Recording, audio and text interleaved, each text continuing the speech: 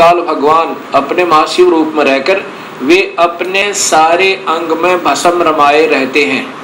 उन काल रूपी ब्रह्म ने, अब देखो युग काल रूपी ब्रह्म, ये ब्रह्म की ही व्याख्या सारी, इसी को महाशिव, सदाशिव, महाब्रह्मा, महाविष्णु नाम से कहा गया है।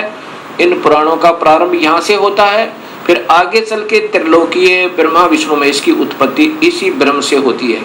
उन काल रूपी ब्रह्म ने एक ही समय शक्ति के साथ शिवलोक नामक क्षेत्र का निर्माण किया था। उस उत्तम क्षेत्र को काशी कहते हैं, जो ब्रह्मलोक में है। वह परम निर्वाण का या मोक्ष स्थान है, जो सबके ऊपर विराजमान है। वे प्रिया प्रियतम रूप शक्ति और शिव, जो परमानंद स्वरूप है, उस मनोरम क्षेत्र में नित्य निवास करते हैं। ये ब्रह्म काल और या पार्वती यानी महापार्वती प्रकृति काशीपुरी परमानंद रूपणी है। मुने शिव और शिवा ने प्रलय काल में भी कभी उस क्षेत्र को अपने सानिध्य से मुक्त नहीं किया है, इसलिए विद्वान पुरुष उसे अभिमुक्त क्षेत्र के नाम से जानते हैं। इसलिए पिनाकधारी शिव ने पहले उसका नाम आनंद वन रखा था, उसके बाद वह अभिमुक्त नाम से प्रसिद्ध हुआ। देवर से एक समय उस आनंद वन में रमण करते हुए यानी पति पत्नी का व्यवहार करते हुए शिवा और शिव के शिवा यानी प्रकृति देवी और शिव ये काल भगवान के मन में यह इच्छा हुई कि किसी दूसरे पुरुष की सृष्टि करनी चाहिए, जिस पर यह सृष्टि संचालन का महान भार रखकर हम दोनों केवल काशी में रहकर इच्छा अनुसार विचरें और निर्वाण धारण करें। वही पुरुष हमारे अनुग्रह से सदा सबकी सृष्टि करे, पालन करे और वही अंत में सबका संहार करे।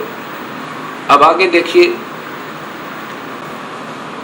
ऐसा निश्चय करके शक्ति सहित सर्वप्रिय परमेश्वर शिव ने अपने वाम भाग के 10वें अंग पर अमृत मल दिया। ये इन्होंने अपने हिसाब से गलत कर दिया, जबकि संस्कृत सहित अभी आपको दिखाया था, इसलिए ये डबल दिखानी पड़ रही है मुझे। अब यहाँ 10वें अंश का अंग का अर्थ है योनि में, अर्थात पत्नी पति के रूप में बीज स्थापना किया और फिर उससे पुरुष प्रकट हुआ। उसका नाम क्या रखा, ये आप देखिए, उसका नाम विष्णु रखा। ये देखो, उसने अपना नाम पूछा तो महेश्वर भगवान शंकर हंसते हुए कहे कि तुम्हारा नाम, ये देखो, शिव ने कहा कि वत्स बेटा, आप व्यापक होने के कारण तुम्हारा विष्णु नाम विख्यात होगा। ये काल कहता है विष्णु को बेटा, वत्स माने बेटा, तेरा नाम विष्णु होगा। अब 7वां अध्याय देखो, ये 6ठा अध्याय समाप्त हुआ। अब ये 7वां अध्याय देखिएगा। ब्रह्मा जी कहते हैं कि देवर से उसके बाद मुझे भी काल ने ही, ब्रह्म ने ही उत्पन्न किया, ये स्पष्ट है। सदाशिव ने पूर्ववत अर्थात जैसे विष्णु को उत्पन्न किया वैसे यत्न करके मुझे परमेश्वर ने सांब यानी पार्वती, प्रकृति देवी और सदाशिव दोनों ने पहले की तरह जैसे विष्णु उत्पन्न किया पति पत्नी के रूप से, मुझे अपने दाहिने अंग से उत्पन्न किया। मुने उन महेश्वर ने मुझे तुरंत ही अपनी माया से मोहित करके नारायण देव के नाभि कमल में डाल दिया। ब्रह्मा ने बेराय नहीं आप बेहोश बता, इसने के विराकोण से नारायण की नाभि में था। ये विष्णु महाविष्णु रूप में स्वयं काल ही है और यही इनका पिता है। तो ब्रह्मा की उत्पत्ति शिव से और विष्णु की उत्पत्ति शिव से, ये शिव पुराण सिद्ध करती है। इसी गीता प्रेस गोरखपुर से प्रकाशित शिव महापुराण में आप देखिएगा, तीनों ब्रह्मा विष्णु महेश को गुण युक्त बताया है। ये 10वां अध्याय, ये देखिएगा, ये 9वां अध्याय समाप्त हुआ और ये 10वां अध्याय प्रारंभ हुआ। परमेश्वर शिव बोले, उत्तम व्रत का पालन करने वाले हरे विष्णु को आदेश दे रहे हैं, अब तुम मेरी दूसरी आज्ञा सुनो। ये काल है महाशिव, अब तुम मेरी दूसरी आज्ञा सुनो, उसका पालन करने से तुम सदा समस्त लोकों में माननीय और पूजनीय बने रहोगे। ब्रह्मा जी के द्वारा रचे गए लोक में जब कोई दुख या संकट उत्पन्न होगा तब उन संपूर्ण दुखों का नाश करने के लिए सदा तत्पर रहना। तुम्हारे संपूर्ण दुस्सह कार्यों में मैं तुम्हारी सहायता करूंगा। अर्थात शिव विष्णु संपूर्ण शक्तिशाली नहीं है। ये काल कहता है कि मैं तुम्हारी मदद करूंगा। तुम्हारे जो दुर्जय अत्यंत उत्कृष्ट शत्रु होंगे उन सबको मैं मार गिराऊंगा। अर्थात विष्णु भी संपूर्ण शक्ति युक्त नहीं है। शिव जी उनको आदेश दे रहा है, तुम नाना प्रकार के अवतार धारण करके लोक में अपनी उत्तम कीर्ति का विस्तार करो, सबके उद्धार के लिए तत्पर हो। तुम रुद्र के ध्येय हो और रुद्र तुम्हारे ध्येय हैं। अर्थात तुम तीनों मिलकर काम करो। तुम में और रुद्र में कुछ भी अंतर नहीं है। अर्थात दो तो है ही है, एक रुद्र है एक विष्णु है। अब देखो रुद्र आ गया ना, शिव, ये शिव है और ये विष्णु है जिसको दोनों का आदेश दिया है। जो मनुष्य रुद्र का रूप भक्त होकर तुम्हारी निंदा करेगा उसका सारा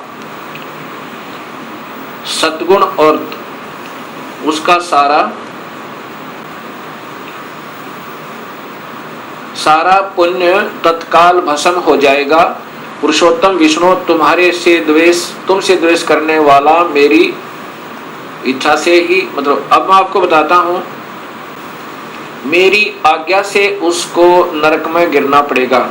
अब 9वें अध्याय में फिर देखिएगा, ये 9वें अध्याय का यहाँ देखना। और संहार करने वाले रज आदि त्रिविध गुणों द्वारा ब्रह्मा विष्णु और रुद्र ने नाम से प्रसिद्ध हो तीन रूपों में पृथक पृथक प्रकट होता हूँ। ये काल भी तीनों गुणों रज महाब्रह्मा महाविष्णु महाशिव रूप में रहता है। साक्षात शिव गुणों से भिन्न है, वे प्रकृति और पुरुष से भी परे हैं। अद्वितीय नित्य अनंत पूर्ण निरंजन परब्रह्म परमात्मा है। ये काल तीनों लोकों का पालन करने वाले श्री हरि भीतर तमोगुण और बाहर सतोगुण धारण करते हैं। त्रिलोकी का संहार करने वाले रुद्र भीतर सतोगुण और बाहर से तमोगुण धारण करते हैं तथा त्रिभुवन की सृष्टि करने वाले ब्रह्मा जी बाहर और भीतर से रजोगुण ही हैं। अब ध्यान से देखो, इस प्रकार ब्रह्मा विष्णु और रुद्र माने शिव शंकर, ये त्रिलोकीय ब्रह्मा विष्णु महेश, इन तीनों देवताओं में गुण है। रजगुण ब्रह्मा है, सतगुण विष्णु है, तमगुण शिव जी। दिखा ना कि शिव अंदर से तो सतगुण दिखा है भगवान जैसा, लेकिन वास्तव में उसका परम गुण तमोगुण है शिव का। अब इस प्रकार इन तीनों में गुण बताए हैं, रजगुण ब्रह्मा, सतगुण विष्णु, तमगुण शिव जी। इन तीनों देवताओं में गुण है। अब देखो चौथा कौन रह गया फिर वो? अब चौथा जो शिव की महिमा गाई जा रही है वो कौन है? वो काल है। और ये तीनों यह नारे लिख दिए। अब इस प्रकार ये सब ज्ञान आपके समझ में आएगा। अब आपको दिखाता हूं, देवी भागवत महापुराण संस्कृत सहित है मेरे पास, और साथ में फिर दिखाऊंगा ये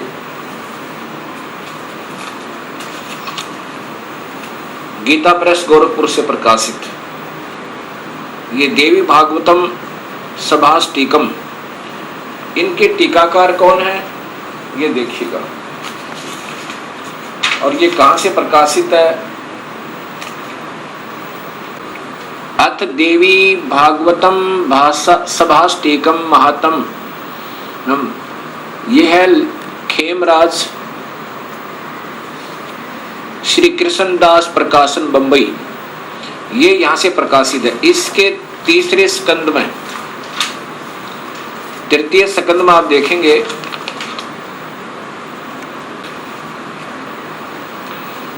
अथ श्री देवी भागवते भाषा टीका युक्त तृतीय स्कंद प्रारंभते, ये तीसरे स्कंद में। अब ये दिखाना चाहता हूं कि स्वयं ब्रह्मा विष्णु महेश ये तीनों गुण युक्त हैं। यही तीनों गुण है। क्या लिखा है ये देखिए। शिव जी कह रहे हैं, हे माता, यदि हमारे ऊपर सदा आप दया युक्त हो तो हमको तमोगुण में, मुझे तमोगुण में किस प्रकार प्रदान किया, मैं तुमगुण क्यों बनाया, कैसे बनाया? और ब्रह्मा रजगुण और विष्णु सतगुण, हरि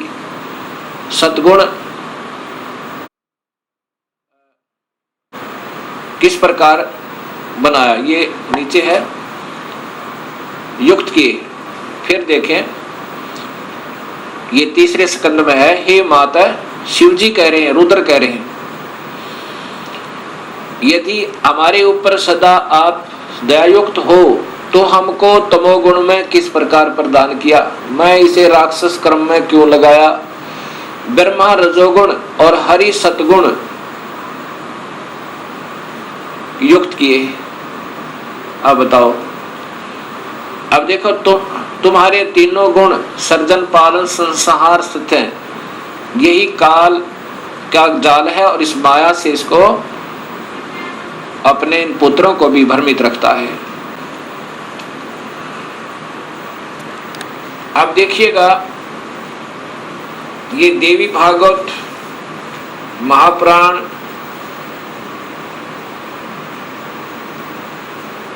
गीता प्रेस गोरखपुर से प्रकाशित, क्योंकि ज्यादातर भक्तात्मा इसी को पसंद करते हैं।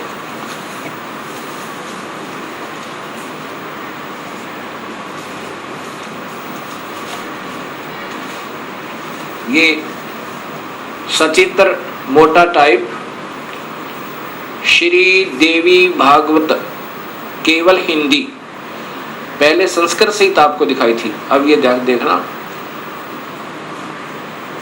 गीता प्रेस गोरखपुर से प्रकाशित, और इनके टीकाकार कौन है ये आप देखिएगा।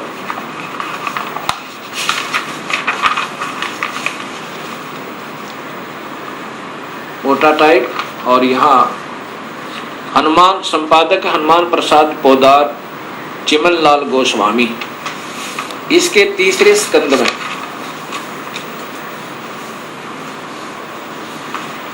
ये देखिएगा देवी भागवत तीसरा स्कंद, इसमें जन्मेजय ने पूछा, आपने अंबा यज्ञ द्वारा परम पवित्र नवरात्र व्रत करके उसके द्वारा देवी के आराधन करने की आज्ञा दी है, अतः वे कौन देवी हैं, कैसे और सब प्रकट हुई, पधारने का क्या उद्देश्य है। अब ये जन्मेजय पूछ रहे व्यास जी से, और व्यास जी बता रहे हैं कि यही प्रश्न मेरे मन में आया था, मैंने नारद जी से पूछा था। तो नारद जी ने फिर बताया, अब ये पूछ रहे हैं अभी कि कितने ही आचार्य भवानी को संपूर्ण मनोरथ पूर्ण करने वाली बतलाते हैं, वे आदि माया महाशक्ति एवं परम पुरुष के साथ रहकर, परम पुरुष ये काल को कहते हैं, इन महापुरुषों के लेखकों की बुद्धि यही तक काम करती रही, साथ रहकर कार्य संपादन करने वाली प्रकृति है या 8 भुजा वाली। ब्रह्म के साथ उनका अभेद संबंध है, ब्रह्म माने काल क्षर पुरुष, जो गीता के 15वें अध्याय में काम आओगा, याद रखना। ब्रह्म के साथ उनका अभेद संबंध है, वे सृष्टि स्थिति और संहार कार्य में संलग्न रहती हैं। अब देखो जिसको भी लेते हैं इन्हीं का नाम लेते हैं, क्योंकि इन मुख्य कारण तो यही है, इससे ज्यादा काल है, काल के बाद इसका नंबर, इसने फिर 3 विभाग कर दिए, काल ने और प्रकृति ने अपने 3 पुत्र उत्पन्न करके। वो ये प्रकृति याद रखना, ये गीता जी में आपके काम आएगा, ये शब्द कि ये प्रकृति कौन है, वही शेरा वाली अष्टंगी, और 3 गुण भी ब्रह्मा विष्णु महेश, ये गीता जी में भी आपको काम आएंगे। नारद जी से व्यास जी ने पूछा, व्यास जी ने अपने पिता ब्रह्मा जी से पूछा, तो ब्रह्मा जी ने बताया नारद को कि कैसे सृष्टि उत्पन्न हुई। ब्रह्मा जी ने कहा, बेटा मैं इस प्रश्न का क्या उत्तर दूं, यह प्रश्न बड़ा ही जटिल है महाभाग, तुम भगवान विष्णु से इसका समुचित समाधान पा सकते हो। महामते, इस संसार में कोई भी रागी पुरुष ऐसा नहीं है जिससे ये रहस्य विदित हो। ओए होए, किसी को नहीं बेरा इसका, लेकिन अंदाजा सा बताऊंगा, ऐसा ब्रह्मा कह रहा है। जो त्यागी अहंकार रहित एवं ईश्वरीय शून्य है, ईर्ष्या शून्य है, वही इस रहस्य को जान सकता है। पूर्व काल में सर्वत्र जल ही जल था, जहां से ब्रह्मा को शोधी आई उसे आगे की ही बता रहा, और वही इन पुराणों में वर्णित है। पूर्व काल में सर्वत्र जल ही जल था, स्थावर जंगम जितने प्राणी उनमें कोई भी नहीं थे। तब कमल से मेरी उत्पत्ति हुई। उस समय मुझे सूर्य, चंद्रमा, वृक्ष तथा पर्वत कोई भी दृष्टि गोचर नहीं हो रहे थे।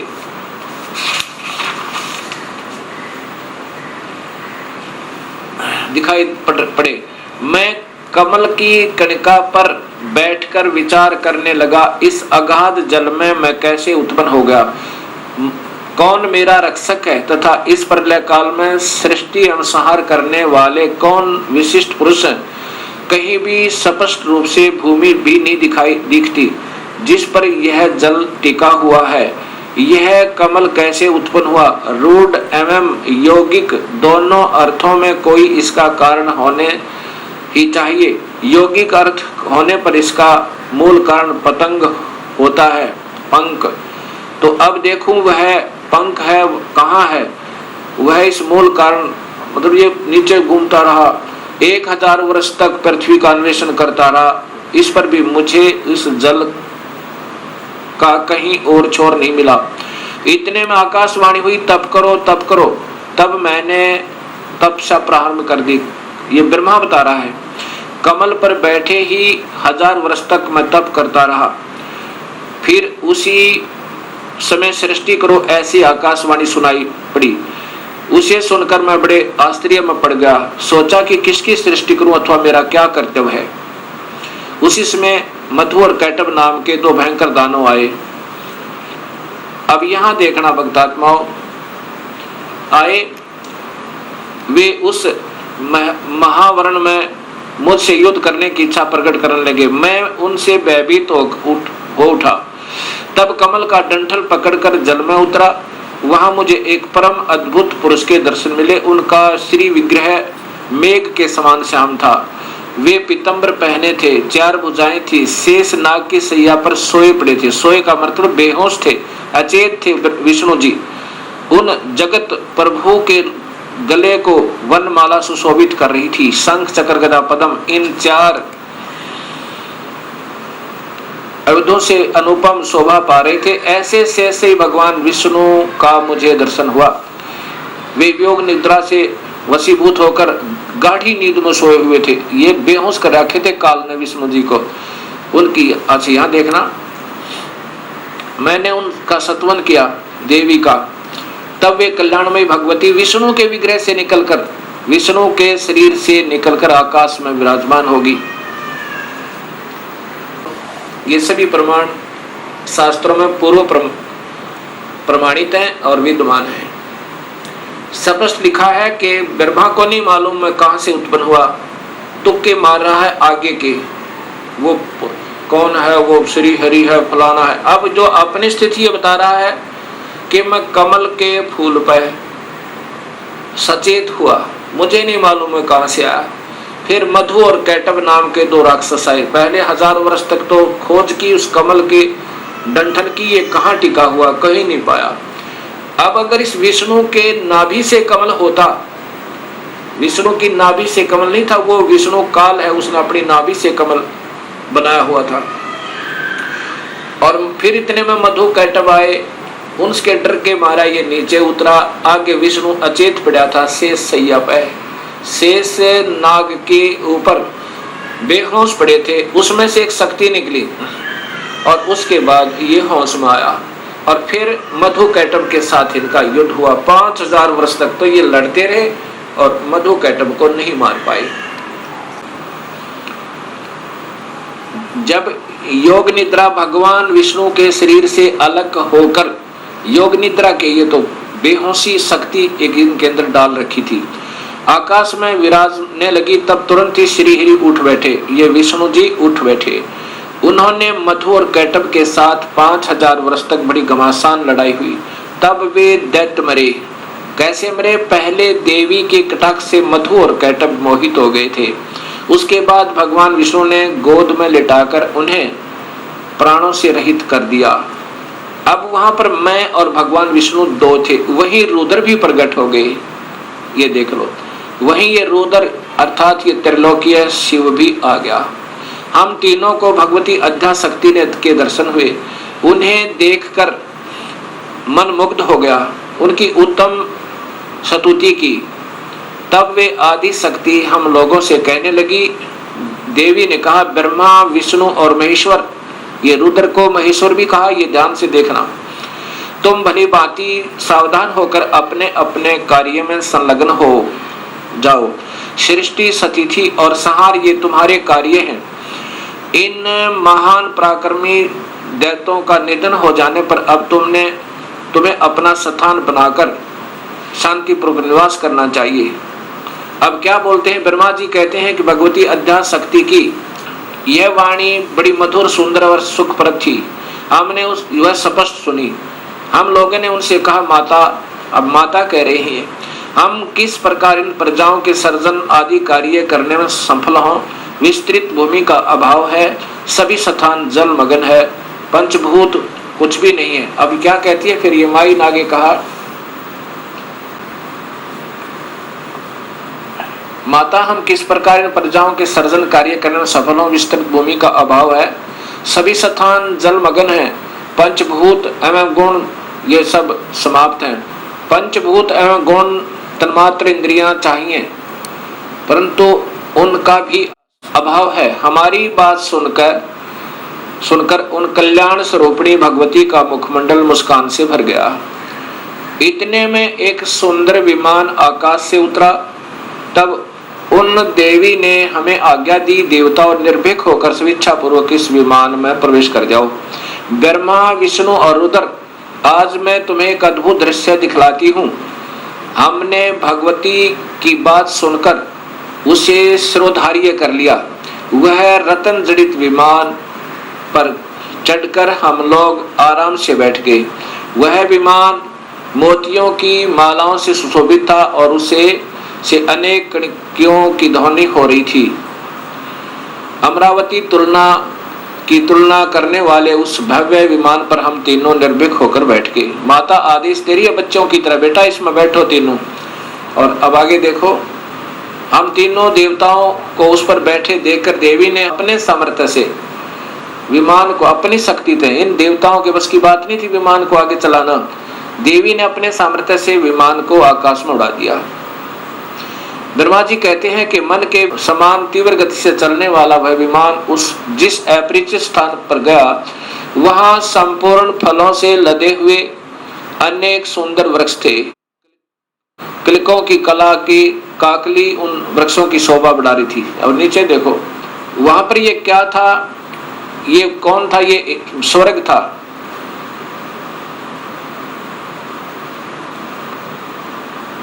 अक्षण भर के बाद वह दूसरे सुंदर प्रदेश में पहुंच गया। वहां हमने देखा अनुपम नंदन वन, पराजित सघन छा। ये कौन थी?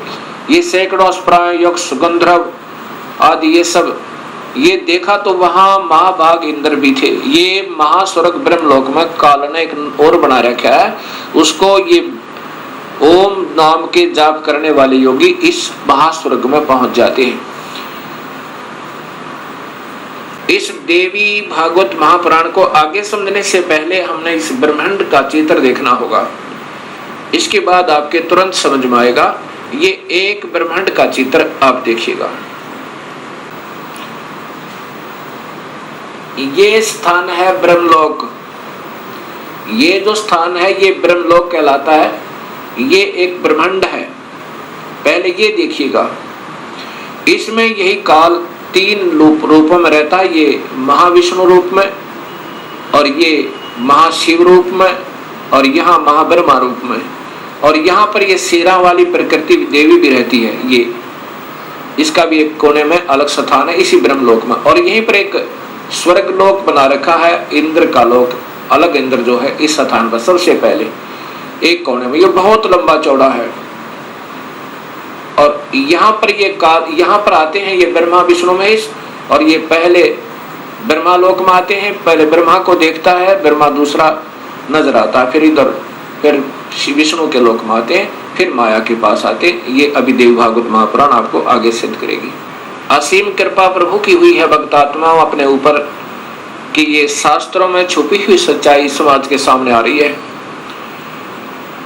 और इसी की तलाश करके योग जन वेदों का अध्ययन कर मर गए, क्योंकि उनको सूक्ष्म वेद का ज्ञान नहीं था।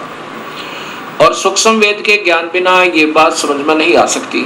ये स्वयं कबीर परमेश्वर ने ही स्वयं आकर अपनी वाणी, साधारण वाणी के द्वारा सरल भाषा में इस वेदों का भी और गीता जी का एक सत्य ज्ञान दिया था, लेकिन वो साधारण भाषा होने के कारण हम उसको यकीन नहीं कर पाए उन पर। अब इंद्र महास्वर्ग से आगे यानी इंद्र के लोक से आगे ब्रह्मलोक की तरफ प्रस्थान किया।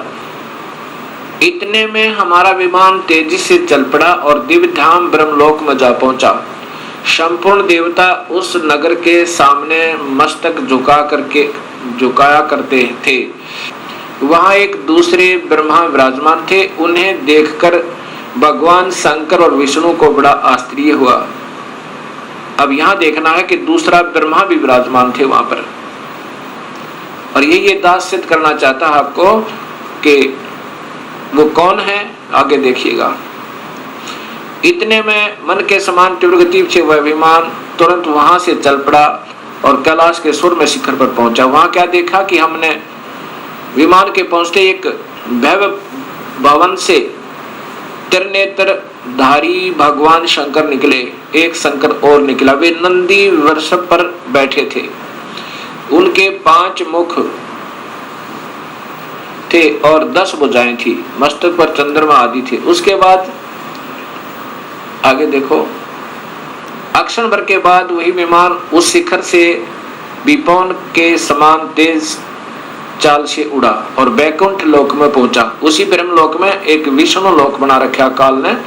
ये देखो नीचे कि वहां पर कमल लोचन श्री हरि विराजमान थे। कमल लोचन श्री हरि विराजमान थे, अर्थात एक विष्णु और वहां पर था।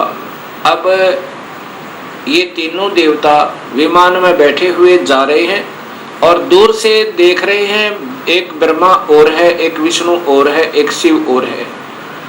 उसके बाद कहते हैं कि ब्रह्मा जी बता रहे हैं कि हमारा विमान बहुत तेज गति से चला और कहाँ पहुंचा, जहां पर एक बहुत सुंदर औरत बैठी थी और उसको देख करके हमने सोचा कि ये कौन है, ये देवी कौन है।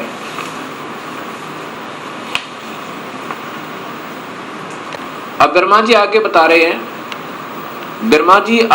हैं कि इतने में पवन से बातें करता हुआ वह विमान तुरंत उड़ गया। आगे अमृत के समान मीठे जल वाला समुद्र मिला। उसमें फिर आगे चलिए, उसमें एक मनोहर द्वीप था और वहां पर यह देखिएगा एक मंगलमय मनोहर पलंग बिछा था। उस पलंग में सुंदर रत्न जड़े थे और वहां कौन थे, ये देखिए नीचे। उस पे एक औरत बैठी थी। वह ऐसी प्रभावपूर्ण देवी थी मानो करोड़ों बिजलियां एक साथ चमक रही हों। अत्यंत सुंदर मुख, लाल लाल दांत और करोड़ों लक्ष्मियों से भी अधिक वह सुंदर थी। अब वैसी सुंदरी स्त्री को मैंने कभी नहीं देखा था। पास में अनेकों साधक बैठकर हरियम इस मंत्र का जाप कर रहे थे। अब ये मंत्र हैं जो हम देते हैं, ये वास्तव में 5 मंत्र हैं अलग से। यहाँ देखना, उसके हजारों नेत्र, हजारों हाथ, हजारों मुख आदि आदि। हम आपस में कहने लगे, यह सुंदरी कौन है। हम आपस में वही ठहरे रहे और आपस में कहने लगे कि ये सुंदरी कौन है, इसका क्या नाम है। हम इसके विषय में बिल्कुल अनभिज्ञ हैं। अपनी माँ के बारे में भी तीनों देवताओं को नहीं मालूम। दूर से देखने पर वे कितनी सुंदर प्रतीत हो रही है। यहाँ देखना आगे फिर। तब भगवान विष्णु ने, ये देखो, नारद यों संदेहग्रस्त होकर हम लोग वहां रुके रहे, विमान से उतर गए। तब भगवान विष्णु ने उस चारों सिहिनी भगवती को देखकर विवेक पूर्वक निश्चय कर लिया कि ये भगवती जगदम्बिका है, वो प्रकृति है, ये हमारी माँ है। तब उन्होंने कहा कि ये ही भगवती हम सबकी आदि कारण अर्थात माता है। महाविद्या और महामाया इन्हीं के नाम है। ये पूर्ण प्रकृति है। ये देख लो, ये प्रकृति इनकी ब्रह्मा विष्णु महेश की माँ है। और यहाँ स्वयं बताते हैं, ये भगवान विष्णु कह रहे हैं कि मैंने जब देखा था, मैं छोटा सा था, प्रलय वर्ण में मुझे दर्शन हुए थे इस देवी के। उस समय मैं छोटा सा था ये वही संपूर्ण संसार की कारण है, ये वही देवंगना है जिनके पर्यावरण में अर्थात जो पानी ही पानी था मुझे दर्शन हुए थे, उस समय मैं बालक रूप में था। विष्णु जी कह रहे हैं मैं बालक रूप में था। ये वही देवी भागवत महापुराण गीता प्रेस गोरखपुर से प्रकाशित है।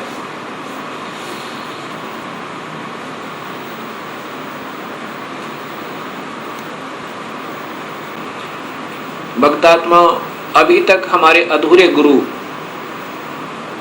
जब हम उनसे प्रश्न किया करते थे कि ब्रह्मा विष्णु महेश के माता पिता कौन है, वो कहा करते हैं तो अजर है, अमर है, इनके कोई माता पिता नहीं है, ये तो अजन्मा है। और ये स्वयं देवी भागवत महापुराण में स्वीकार करते हैं कि हम तो जन्म मरण में हैं, मैं ब्रह्मा विष्णु और रुद्र हम तो जन्म मरण में हैं, तुम ही नित्य हो, तुम ही अविनाशी हो, हम अविनाशी नहीं है। अब देखिएगा आपके सामने से प्रकाशित तीसरा स्कंद ही चल रहा है, यहाँ ये चल रहा है तीसरा स्कंद। अब ये पढ़ते पढ़ते हमारे यहाँ पर तुम शुद्ध स्वरूपा हो, यह संसार तुम्हारे से ही उत्सित हो रहा है। मैं ब्रह्मा और शंकर, विष्णु स्वयं कह रहा है मैं ब्रह्मा और शंकर हम सभी तुम्हारी कृपा से विद्यमान हैं। हमारा आविर्भाव और तिरोभाव हुआ करता है। आविर्भाव माने जन्म और तिरोभाव माने मृत्यु। हम तो मृत्यु और जन्म में हैं, ये ध्यान से देखो। और केवल तुम ही नेता हो, जगत जननी हो, प्रकृति और सनातनी देवी हो। ये फिर देखना भक्तात्माओं, विष्णु जी कह रहे हैं मैं विष्णु ब्रह्मा और शंकर हम सभी तुम्हारी कृपा से विद्यमान हैं। हमारा आविर्भाव और तिरोभाव हुआ करता है। आविर्भाव माने जन्म, तिरोभाव माने मृत्यु। केवल तुम ही नेता हो, जगत जननी हो, प्रकृति और सनातनी देवी हो। ये प्रकृति शब्द आपको गीता में काम आएगा जब ये दास आपको बताएगा कि ब्रह्म और प्रकृति से तीनों गुणों की उत्पत्ति हुई। ब्रह्मा विष्णु महेश की, रजगुण ब्रह्मा, सद्गुण विष्णु, तमगुण शिव जी की। ये वही देवी भागवत महापुराण है, गीता प्रेस गोरखपुर से प्रकाशित। यहाँ देखो, श्री भगवान शंकर बोले देवी यदि महाभाग विष्णु तुम्ही से प्रकट हुए हैं तो उनके बाद उत्पन्न होने वाले ब्रह्मा भी तुम्हारे ही बालक हुए। और फिर मैं तमोगुणी लीला करने वाला शंकर भी तुम्हारी संतान हुआ। अब दोनों बात से दोगी भगवत आत्माओं। विष्णु भी प्रकृति से उत्पन्न हुआ, ब्रह्मा भी, और शिव ये तमोगुण शिव। अब वहां देखना, रजगुण ब्रह्मा, सद्गुण विष्णु, तमगुण शिव जी बताएगा दास आपको। मैं तमोगुण लीला करने वाला शंकर भी तुम्हारी संतान हुआ, अर्थात मुझे भी उत्पन्न करने वाली तुम ही हो। अब ये ध्यान से पढ़ो भक्तात्मा, ये वही देवी भागवत महापुराण गीता प्रेस गोरखपुर से प्रकाशित।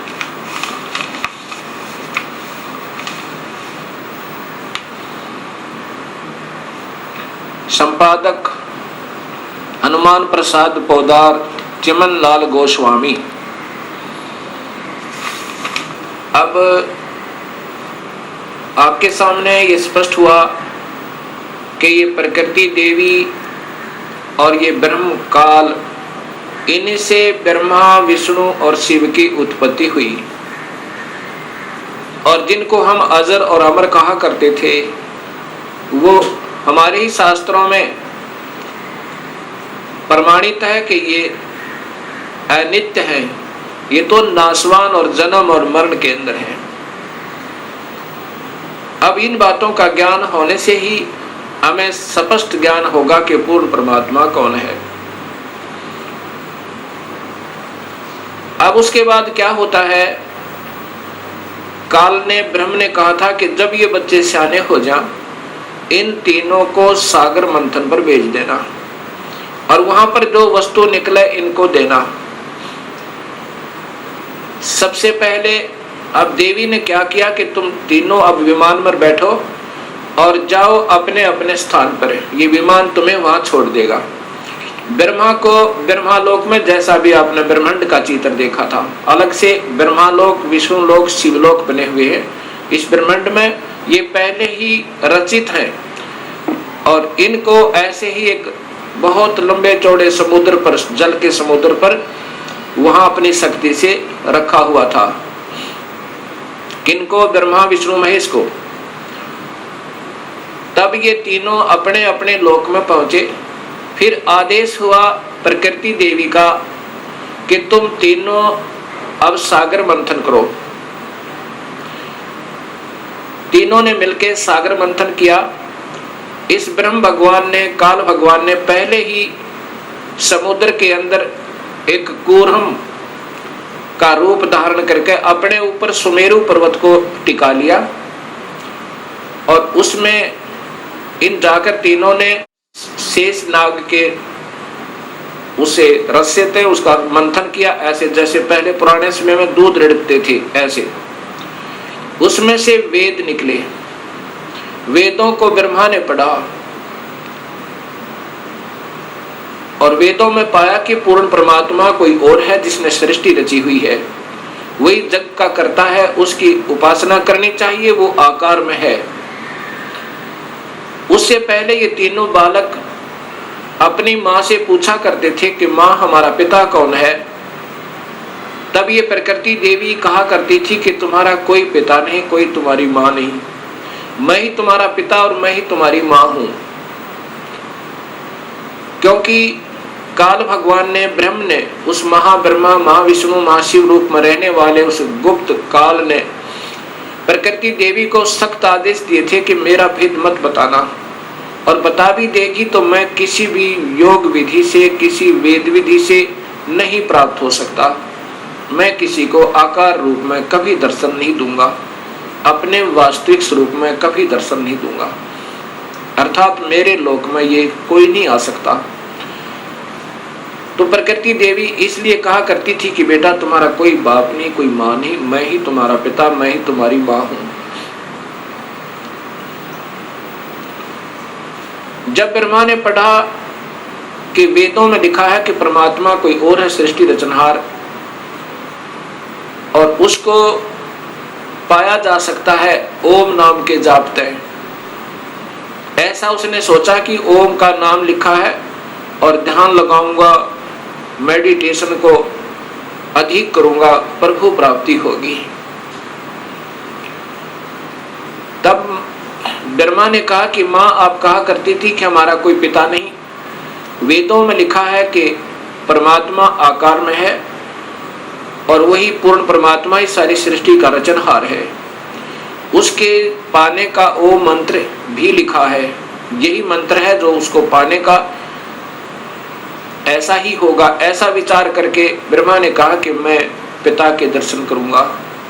माई ने कहा कि बेटा वो तुम्हें कभी दर्शन नहीं देगा, तुम्हारा पिता। ब्रह्मा ने कहा कि माँ अब आपकी बातों पर विश्वास नहीं होता, मैं पिता की तलाश करूंगा, अर्थात परमेश्वर को ढूंढूंगा। माई ने कहा कि यदि तुम्हें पिता नहीं मिला तो क्या करेगा? ब्रह्मा ने कहा कि मैं फिर वापस नहीं आऊंगा, दर्शन नहीं दूंगा आपको। ऐसा सोचकर, ऐसा कहकर ब्रह्मा वहां से चल पड़ा। एकांत स्थान पर जाकर 4 युग तक मेडिटेशन किया, ध्यान किया, ओम नाम का जाप किया। प्रभु प्राप्ति नहीं हुई। अब शर्मिंदा वापस नहीं आ रहा है। तब आकाशवाणी काल ने की प्रकृति देवी को कि सृष्टि प्रारंभ करो, जीवों की उत्पत्ति करो। तब प्रकृति देवी ने कहा कि तेरा जेठा बेटा, ज्येष्ठ पुत्र ब्रह्मा आपकी तलाश में हट करके गया हुआ है। तब निरंजन ने कहा कि मैं कभी किसी को किसी भी वेद विधि, वर्णित विधि से कोई दर्शन नहीं दूंगा, मेरी प्राप्ति नहीं हो सकती, उसको वापस बुलाओ। तब प्रकृति देवी ने अपनी शब्द शक्ति से एक लड़की उत्पन्न की, उसका नाम गायत्री रखा और कहा बेटी जा ब्रह्मा को समाधि से उठा कर ला, उसको कहना कि तेरे बिना सृष्टि रचना अधूरी है और आप वापस चलिए। अब वो गायत्री देवी जब वहां पहुंची ब्रह्मा के पास, ब्रह्मा के चरण छुए, ब्रह्मा का ध्यान भंग हुआ। तब उसने देखा कि सामने एक लड़की खड़ी है।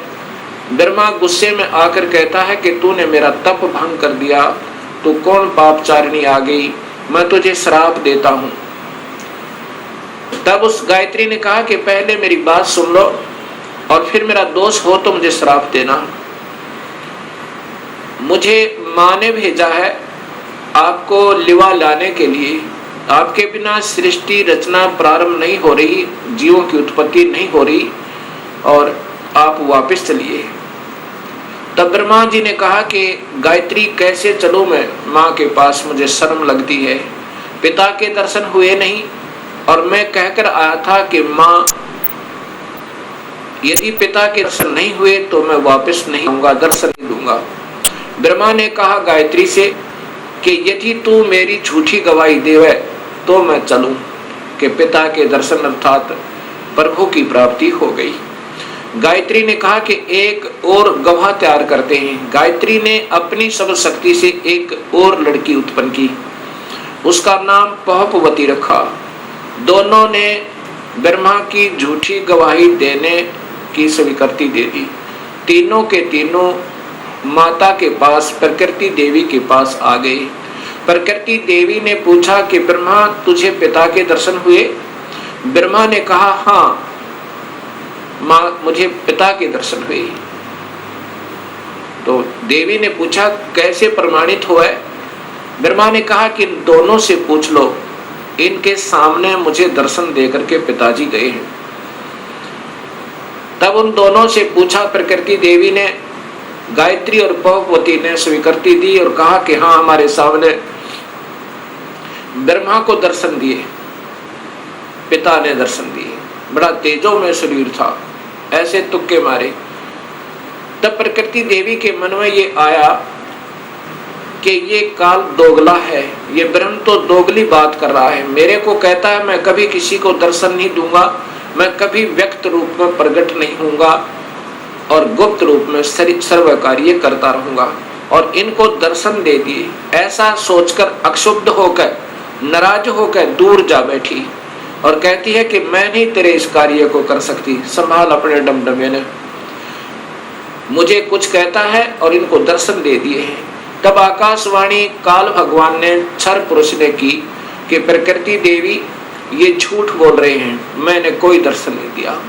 तब वो करड़ी होकर, गुस्से में होकर और आई और कहा कि नादानो तुम झूठ बोल रहे हो, आकाशवाणी हुई है परमात्मा की। वो कहता है कि मैंने कोई दर्शन नहीं दिए।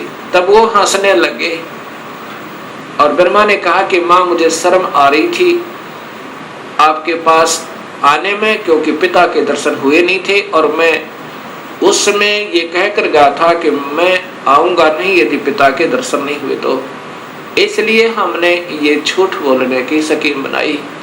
तब प्रकृति देवी ने, इस शेरा वाली दुर्गा ने तीनों को श्राप दे दिया, ब्रह्मा तेरी पूजा जग में नहीं होगी और तेरे ही वेदों के पढ़ने वाले तेरे वंशज तेरे ही तरह सच्चाई नहीं कहा करेंगे।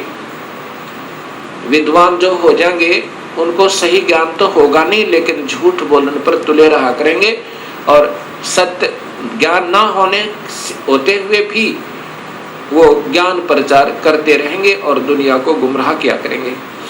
पर उसको गायत्री को श्राप दिया कि तू गाय बनेगी, तेरे कई पति होंगे जैसे सांड, और पहुपति को श्राप दिया कि तू गंदी स्थान पर उत्पन्न होने वाली जड़ी बूटी बनेगी। जब तीनों को श्राप प्रकृति दे चुकी, तब काल भगवान ने आकाशवाणी की, उस प्रकृति देवी को ही सुनाई दी वो कि तूने ये अच्छा नहीं किया दुर्गा, इनको श्राप नहीं देना था, तू संविधान को अपने हाथ में नहीं ले सकती, ये सब मेरा कार्य है, अब मैं तुझे श्राप देता हूँ। तू भी द्वापर युग में द्रौपदी बनकर जाएगी, तेरे 5 पति होंगे। ऐसा श्राप पाकर के प्रकृति कहने लगी, निरंजन तेरे वश होगी, मैं अपने पिता से, अपने मूल मालिक से बिछुड़ गई। अब तू कुछ भी नाच नचा दे, यदि मैं इन बच्चों को नहीं डांटूंगी, नहीं धमकाऊंगी तो ये कैसे कार्य सुचारू करेंगे। और मैंने इनको थोड़ा सा सजा दी तो तूने मुझे सजा दे दी। ठीक है, नचा ले, नाच जैसे तू नचाना चाहता है। उसके बाद प्रकृति देवी विष्णु के पास गई, विष्णु के लोक में। विष्णु से कहा कि बेटा तू भी अपने पिता की खोज कर ले। कहीं फिर बाद में समाधि लगाकर बैठो और सृष्टि रचना में भंग होवे। विष्णु जी अपने पिता ज्योत निरंजन काल भगवान की तलाश में चल पड़े। कहां पहुंचे?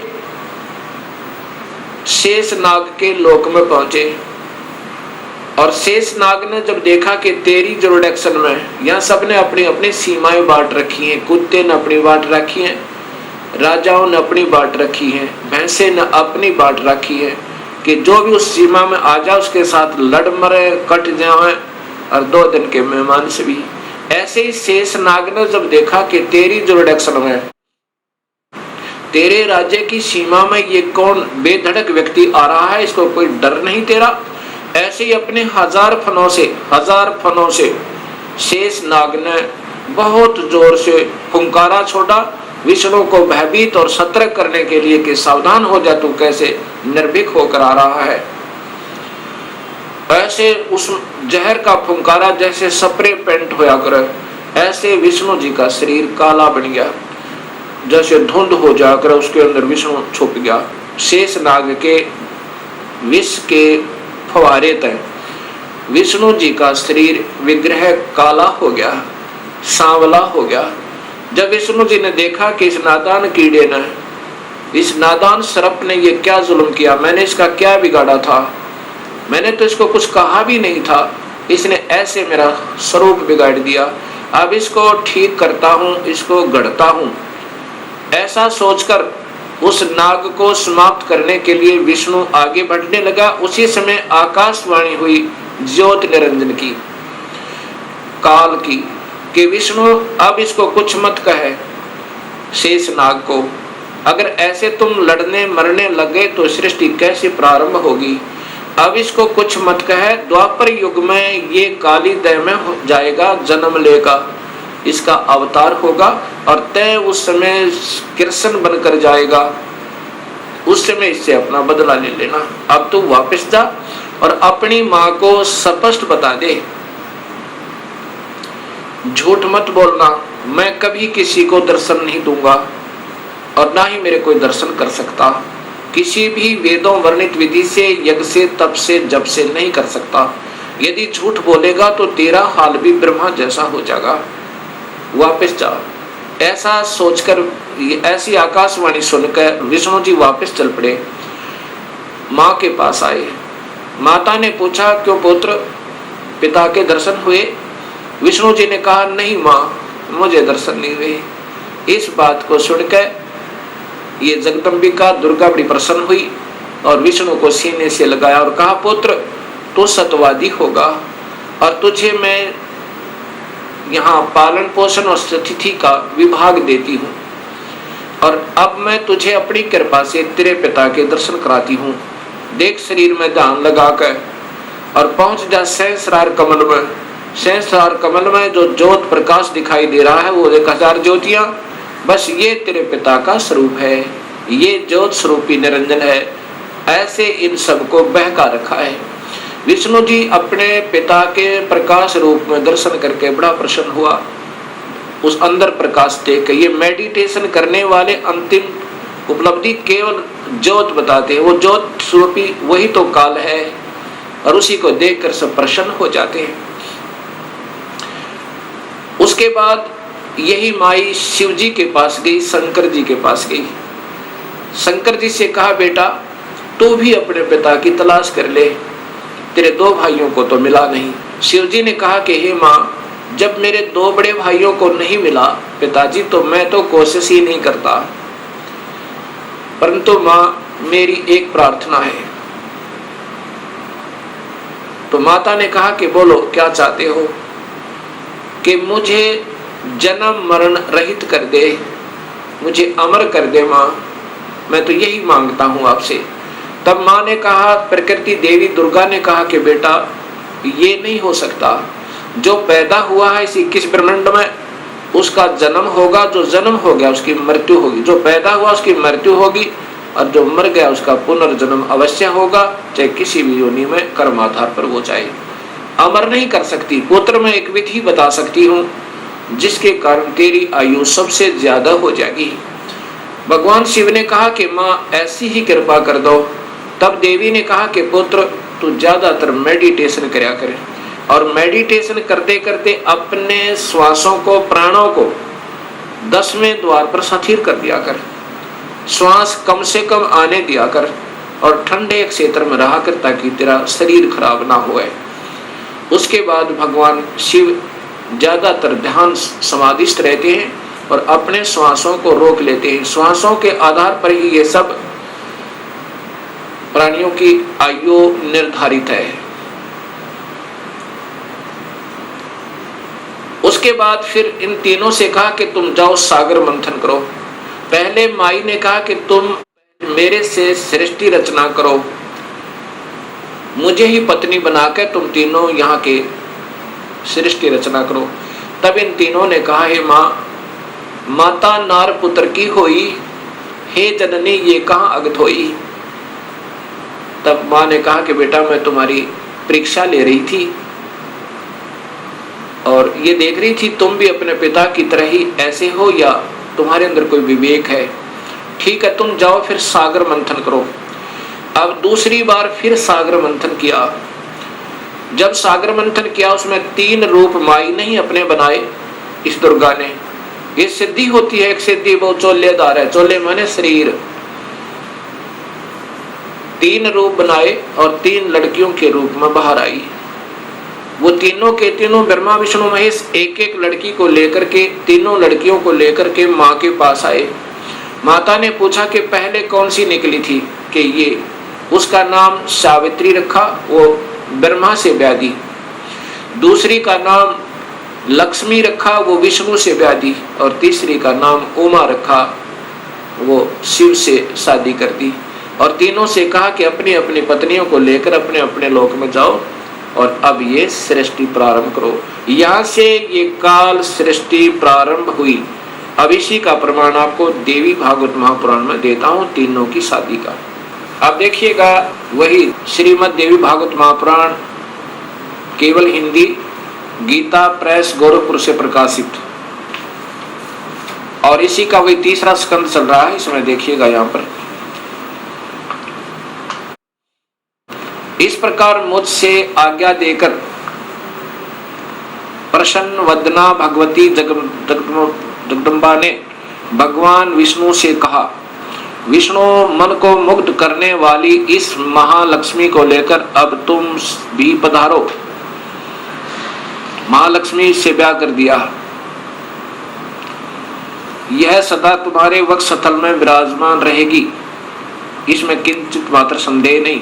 और फिर बताया कि तुम सतोगुण हो, तुम एक महान पुरुष हो, तुम्हारे पास सतोगुण की प्रधानता रहनी चाहिए, तुम अर्थात तुम सतोगुण हो। अब फिर आगे देखिए, ब्रह्मा जी कहते हैं, देवी ने कहा, शंकर मन को मुग्ध करने वाली महाकाली गौरी नाम से विख्यात ये उमा है, तुम इसे पत्नी रूप से स्वीकार करो। तीनों का ब्याह कर दिया। कैलाश की रचना करके वहीं रहो। एक यहाँ नकली कैलाश और बना रखा है इस शिवलोक में। तुम्हारी लीला में तमोगुण की प्रधानता रहेगी, सतोगुण रजगुण गौण रहेंगे, ये गुप्त रहेंगे, और वास्तव में तुम तमोगुण है। अच्छा, फिर आगे देखना, यहाँ फिर कहा है, ब्रह्मा जी बोले, कहते हैं कि इस प्रकार कहकर भगवती जगदम्बिका ने हमें विदा कर दिया। उन्होंने शुद्ध आचार वाली शक्तियों में से भगवान विष्णु के लिए माँ लक्ष्मी को, शंकर के लिए महाकाली को, मेरे लिए महासरस्वती अर्थात सावित्री को पत्नी बनाने की आज्ञा दे दी। अब तीनों का ब्याह कर दिया। दूसरे स्थानों पर हम तीनों की पुरुष रूप से प्रतिष्ठा हुई। ये फिर हम भगवान बन गए 3 लोक के। अब ये ऐसे काल सृष्टि प्रारंभ हुई। अब इसी का प्रमाण आपको गीता जी में देता हूं। अब देखिएगा,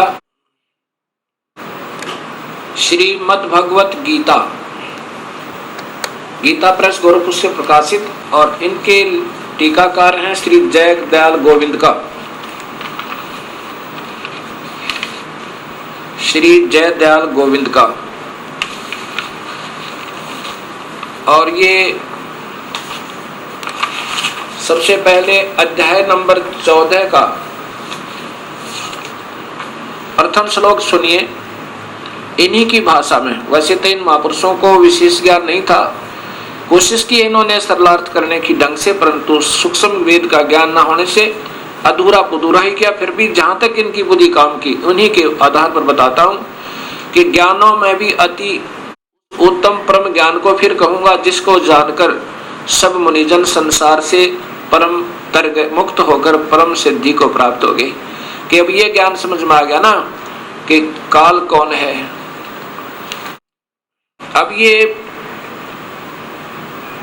अब ये ब्रह्म भगवान स्वयं ही कह रहा है कि अब वो उत्तम ज्ञान तुझे फिर बताऊं अर्जुन, जिसको समझ गए और फिर मेरे जाल से सब निकलने की चेष्टा कर जाते हैं, करते हैं, वो निकल जाते हैं।